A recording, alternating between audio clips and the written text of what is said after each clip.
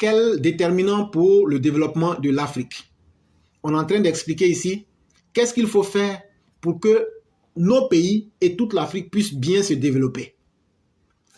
Afrique, bon élève du FMI, entre guillemets, respecte à la lettre le plan d'ajustement structurel, qui sont en réalité des réformes imposées sans toujours tenir compte des vraies réalités de nos pays. Ainsi donc, lorsque vous êtes bon élève du FMI, vous recevez en contrepartie des droits de tirage spéciaux appelés DTS. Cette monnaie du FMI qui retourne aux firmes, c'est-à-dire aux multinationales. Voici que notre continent est condamné au grand jour à ne pratiquer que l'entrepreneuriat de survie avec ses 70 à 80% d'auto-entrepreneurs qui pallient les insuffisances de l'État alors que nous avons besoin d'industrie. Au regard de cette situation, aucun sommet ne résoudra nos problèmes.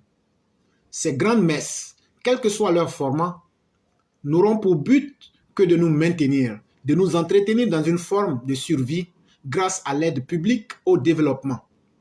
On ne peut jamais aider quelqu'un. Il faut plutôt permettre à quelqu'un de trouver son développement et son modèle. C'est ce qui est important. En réaction, l'Afrique se doit de conduire une politique plus agressive, comme l'ont fait de nombreux pays, la Chine, puis aujourd'hui le Vietnam. Nous estimons que le Rwanda emprunte aussi cette même voie. Un tel succès exige que notre continent doit contrôler les investissements directs étrangers et en déterminer l'efficacité de leur usage et les modalités afférentes. Les contrats de partage des productions nous sont très défavorables. Il nous paraît primordial de privilégier l'implantation des usines de transformation sur notre sol et réduire la distribution des biens primaires qui ne doit plus constituer notre finalité. Ça veut dire les matières premières qu'on produit et puis on vend là, ça ne doit plus. Mais il faut que les usines même viennent s'installer. Avec l'expertise aussi, c'est important. Nous savons que les Occidentaux n'ont aucune intention de nous apprendre à fabriquer des avions et encore moins l'intention de nous permettre de fabriquer des automobiles. Leur intérêt étant de nous les faire acheter tout simplement. Ne soyons pas dupes. Dans une économie mondiale où il y a des pays développés, il devient difficile de se développer à l'évidence.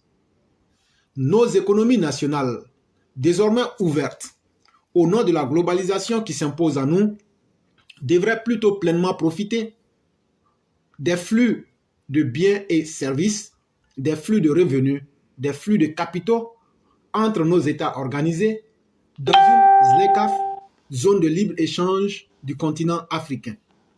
Initiative intéressante si cette institution n'est pas entravée par les Occidentaux à l'aune de ce qui est en train d'être fait pour l'ECO, projet de monnaie unique de la CEDEAO.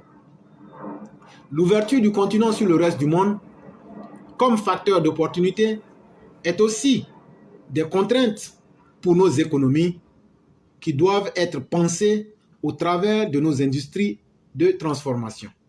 Et veiller surtout que les économies du continent deviennent plus dépendantes les unes des autres. Encore mieux, nous devons faire l'option d'une industrie diversifiée pour satisfaire l'essentiel de la demande de notre continent. Quelle stratégie d'industrialisation doit être la nôtre? 1. Faire le choix d'industries fortement utilisatrices de main-d'œuvre. On doit créer des entreprises où on va faire travailler beaucoup d'hommes pour casser réellement le chômage. Ça, les industries qu'on doit rechercher, on ne cherche pas à créer avions et autres. Cherchons d'abord à employer massivement et à donner un salaire à tout le monde. Ce qui est important et ce qui va aussi permettre à tout le monde d'être des payeurs d'impôts. Nous sommes tous en Occident. Vous savez que la valeur de toute personne, c'est ton numéro de sécurité sociale. Si tu ne payes pas d'impôts, tu es considéré comme hors du système. Tu es considéré comme quelqu'un qui ne vit pas. Et donc, c'est pourquoi vous verrez, on appelle ici les hommes productifs des payeurs d'impôts. Ici, on les appelle les payeurs de taxes, ou taxpayers. Voilà.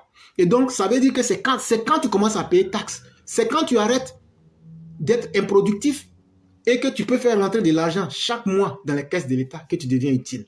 Donc les industries qu'on va créer là, au lieu de chercher à aller sur Mars, cherchons d'abord à faire comme les autres, parce qu'il y a des exemples, il faut employer le maximum de personnes. Deuxième chose qu'il faut faire, nous spécialiser dans des produits de haute technologie. Se référer à Taïwan qui a démontré cette réussite, se plaçant en concurrence des pays industrialisés. Ça veut dire quoi? Si on fabrique quelque chose made in Africa, arrangeons-nous pour que vraiment la qualité, les gens puissent dire vraiment, il y a eu du travail. C'est vrai, on ne fabrique pas beaucoup, mais c'est tellement bien fait qu'on pourrait imposer un prix qui va forcer le respect. C'est vraiment important. Mais s'il suffit de fabriquer quelque chose en grande pagaille, mais qui n'a pas de qualité, ça devient zéro. Et donc, c'est vraiment important. Sinon, tout le monde, comme on le dit, quand quelque chose est bon, quand tu payes, tu connais. Et tu vas revenir, même si c'est cher. Nous devons donc sortir de cette illusion des startups, des nations, des business angels que les Occidentaux nous attribuent sans réel fondement pour juste nous enfermer dans l'entrepreneuriat de survie qui caractérise notre économie encore très informelle. Il est clair que l'Occident n'aura aucun intérêt à nous aider à relancer nos économies directement concurrentes aux leurs, sans nous maintenir dans une extrême pauvreté, juste à un niveau acceptable pour continuer d'importer leurs biens, incorporant nos matières premières et minerais transformés. Ces conflits d'intérêts entre pays industrialisés du Nord et notre continent perdurent. Les années 1980 ont été l'occasion de bien cerner cette problématique puisque les pays émergents comme la Corée du Sud, Hong Kong, Singapour, Taïwan, puis le Brésil et la Chine ont dans ce contexte pris leur essor. Ce que nous n'avons point réussi pour notre continent, il devient urgent de revendiquer des règles du commerce international qui nous soient favorables.